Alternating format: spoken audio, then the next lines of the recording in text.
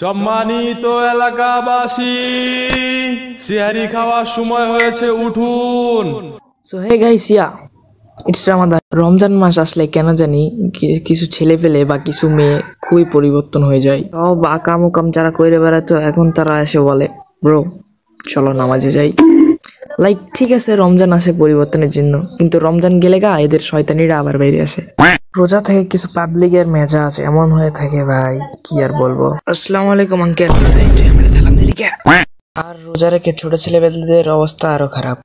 আম্মু মাগরিবের আজান কখন দিবে?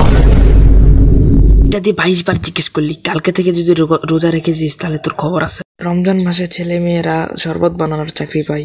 রমজান মাসটা বিড়িখোরদের জন্য একটু কষ্টকর, কারণ তারা ইফতারিটা করতে পারলে হয় খালি শুধু তাদের, তাহলেই তারা দোকানের দিকে দৌড়ায়।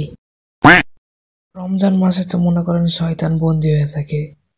এর শয়তান বন্দী হওয়ার জন্য কিছু ছেলেপেলেকে তার দায়িত্বটা পালন করার জন্য দিয়ে যায়। আমি তো বন্দী, আমার দায়িত্বটা তুমি পালন করো। আচ্ছা ঠিক আছে, সমস্যা নেই।